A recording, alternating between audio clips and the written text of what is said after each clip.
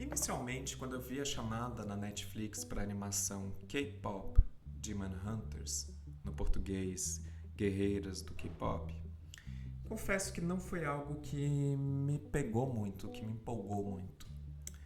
Mesmo agora, quando eu paro para olhar para a premissa básica da série, passa um pouco a impressão de ser uma história genérica de super-heroínas. A premissa de 3 guerreiras misticamente escolhidas para proteger o mundo humano do mundo dos demônios. E parecia que seria basicamente só isso, com um adendo de que essas guerreiras são também cantoras de K-pop. Porém, eu estava errada. E já no início da animação, muitas coisas me surpreenderam. Algo que, de cara, já subverte bastante dentro desse gênero de super-heroínas é a combinação que existe entre ação e o gênero musical. Isso funciona muito bem nessa animação por um motivo bastante específico e também subversivo dentro do gênero de super-heroínas, que é o fato da música ser o principal superpoder das nossas protagonistas. A música é tratada nessa história não como algo figurativo, não apenas como um pano de fundo, uma trilha sonora que apenas acompanha a história quase que passivamente. Tampouco é simplesmente, como acontece nos gêneros musicais, algo que é colocado num plano introspectivo, separado do que de fato está acontecendo na história. Não. Aqui a música é parte do que movimenta materialmente o que acontece na história. A música ela tem o poder de mover e transformar a realidade do mundo que a gente vive. Um recurso que costuma ser bastante utilizado nas histórias de super-herói é você ter uma espécie de cisão de identidade do protagonista. É você ter, de um lado, uma persona do protagonista que é a sua faceta social, aquela faceta que a sociedade como um todo consegue ver, e você tem uma outra persona que é essa faceta super-heróica que tem a função de proteger essa sociedade dos males que apenas este protagonista ou esta protagonista consegue enfrentar. Essa cisão de persona, de certa forma, ela existe dentro dessa história, porém, algo que é subvertido aqui se trata do fato de que, se costumeiramente essas duas personas nas histórias mais tradicionais de super-herói costumam estar em conflito, costumam ser esferas não complementares, costumam ser esferas que concorrem uma com a outra. Você tem, por exemplo, Peter Parker e Homem-Aranha. Toda vez que ele precisa ser Homem-Aranha, isso atrapalha a vida dele como Peter Parker. Toda vez que ele precisa ser Peter Parker, isso atrapalha o trabalho dele como Homem-Aranha. Em K-Pop Demon Hunters, embora exista a cisão de persona das protagonistas, essas duas facetas, a faceta social e a faceta super-heróica, elas não são concorrentes, elas não são contraditórias uma com a outra, pelo contrário, elas são complementares. A função social delas serem cantoras de K-pop não é algo que concorre ou atrapalha a função delas protegerem o mundo humano do mundo dos demônios. Pelo contrário, é o seu principal objetivo, é sua principal ferramenta para proteger o mundo humano do mundo dos demônios, justamente pelo fato de que nessa história as suas vozes, a sua música é o seu principal superpoder. É o superpoder mais importante aqui, por mais que elas também tenham as habilidades típicas de lutinha, super força, super agilidade, armas mágicas e etc.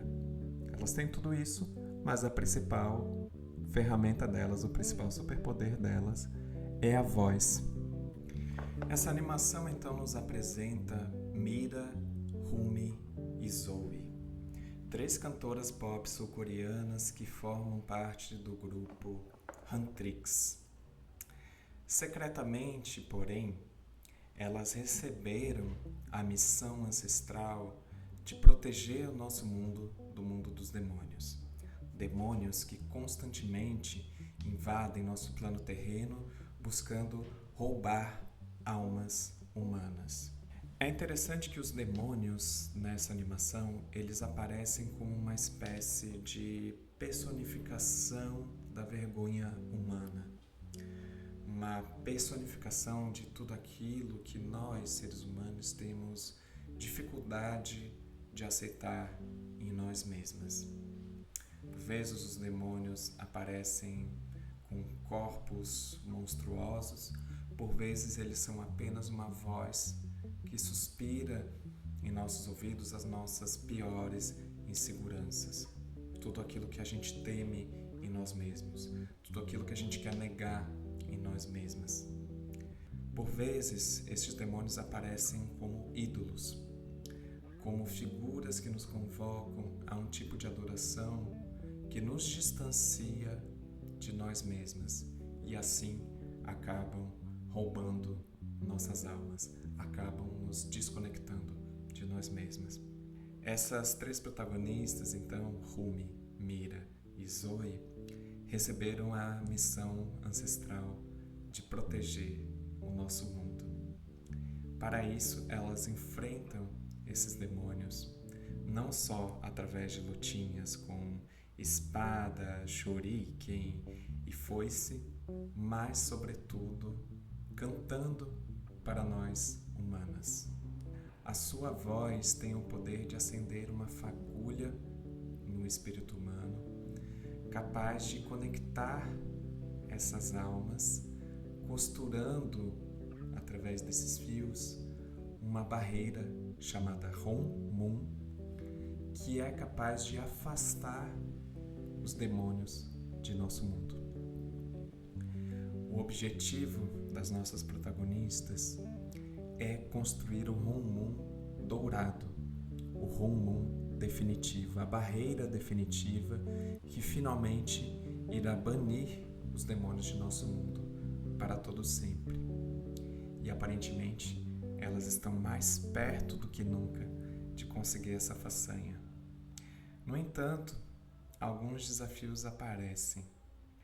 Já inicialmente, a gente se depara com a figura da mentora de nossas protagonistas, aquela que teve a função de lhes preparar para o seu ofício enquanto caçadoras e também enquanto cantoras. E a premissa desde a qual essa mentora lhes ensina seu ofício parte de um lugar de um absurdo perfeccionismo.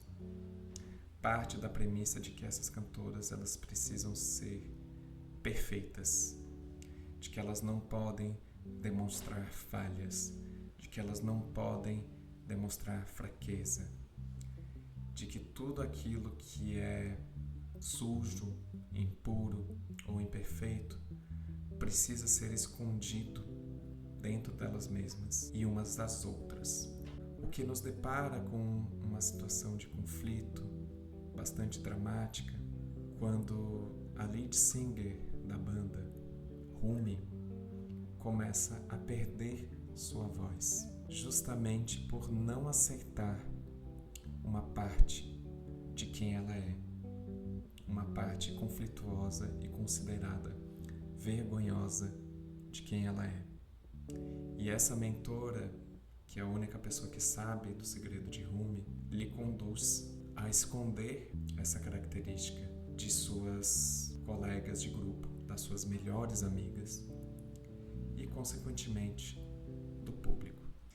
E aqui a gente se depara com essa contradição de que, enquanto essas caçadoras são treinadas para enfrentar demônios que personificam a vergonha humana, uma delas precisa vergonhosamente esconder algo muito essencial sobre quem ela é. Não vou dar spoiler aqui sobre o que se trata, recomendo que vocês assistam. Paralelamente, o mundo dos demônios, quando se depara com esse contexto de que nossos protagonistas estão mais perto do que nunca de construir o rumo dourado, o rumo definitivo, quando eles se defrontam com a possibilidade de nunca mais poderem adentrar este nosso mundo e se alimentar das almas humanas, eles enviam ao plano terreno uma boy band demoníaca chamada Saja Boys. Essa boy band demoníaca, ela é enviada ao nosso mundo com uma dupla função. De um lado, elas têm a tarefa de minar o sucesso das nossas protagonistas e, nesse sentido, produzir desconexão delas com o seu público, e a partir dessa desconexão isso vai enfraquecendo a barreira que separa o mundo humano do mundo dos demônios. E por outro lado, eles também têm a função de utilizar a própria música como uma ferramenta para roubar almas humanas ao mundo dos demônios. E bom, a gente pode ler os Saja Boys como uma espécie de metáfora a respeito de algumas coisas. É possível interpretar os Saja Boys, inclusive, como metáfora da música produzida por inteligência artificial. Se a gente pensar a esfera da inteligência artificial como esse mundo paralelo, preenchido por coisas que já foram humanas, que recorrentemente invade o nosso mundo humano, visando roubar os nossos dados, visando se apropriar da nossa subjetividade para alimentar o seu próprio universo. Essa é uma interpretação bastante possível do que acontece aqui. Porém, eu acho interessante a possibilidade da gente interpretar o Saja Boy e a Huntrix como duas faces da mesma moeda, que é a cultura pop, que é a música pop, especificamente. Se por um lado a cultura pop, a música pop, podem ter esse poder de conectar pessoas, esse poder de acender nossa alma, nos inspirando, nos dando força, nos fortalecendo, ajudando a nos aceitar como quem somos. Por outro lado, a música pop também tem essa faceta do desejo de nos consumir, do desejo de consumir as nossas subjetividades, se apropriar das nossas subjetividades a serviço do lucro de grandes empresas, de grandes corporações. A cultura pop muitas vezes também é algo que nos produz insegurança, é algo que produz padrões de beleza inalcançáveis, padrões de modos de vida que para muitas de nós são inalcançáveis e que alimentam o nosso senso de inadequação e vergonha sobre ser quem somos. Então, de certa forma, essas duas coisas existem dentro da cultura pop. Huntrix e Saja Boys manifestam essas duas facetas de um mesmo fenômeno. E tanto é que a primeira música que aparece dos Saja Boys se chama Soda Pop. Traduzindo para o português seria algo como refrigerante. Esse produto ultraprocessado que tem um sabor genérico, um sabor desprovido de subjetividade humana, por assim dizer.